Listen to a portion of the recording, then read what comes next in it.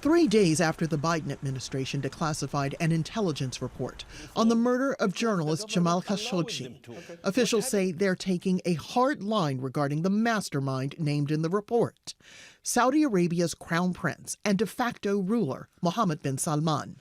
We have also conveyed very clearly and candidly through diplomatic channels that this absolutely can never happen again, that our relationship will be different from what it has been in the past, and that we are going to be, of course, hold the option of holding Saudi Arabia to their commitment to put reforms in place and make progress moving forward.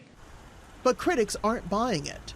They say the U.S. should have imposed the same punishment on the Crown Prince that it has imposed on 76 Saudi individuals whom the U.S. believes have sought to threaten dissidents overseas, including those implicated in Khashoggi's murder.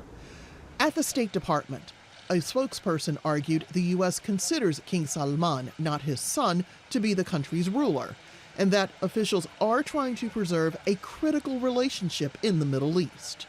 It's important to U.S. interests, and it requires continued progress in reforms to ensure that this important partnership rests on strong fundamentals and continues to advance our shared objectives in the Middle East. We seek to accomplish a great deal with the Saudis to end the war in Yemen and ease Yemen's humanitarian crisis. Ending that civil war is one of President Joe Biden's top foreign policy priorities. He's already taken a harder line with Riyadh by cutting off future offensive weapons sales. The Saudis have long been accused of using U.S.-provided bombs to kill Yemeni civilians.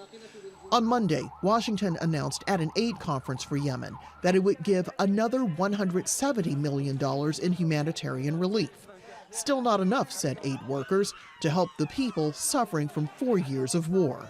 They need to lift the blockade on Yemen. The blockade is preventing food, medicine, and essential goods, including fuel, from getting into Yemen. That UN resolution needs to be changed so it's inclusive, fair, and just.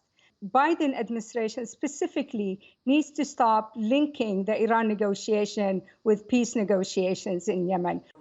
Meantime, another human rights question has been left unanswered.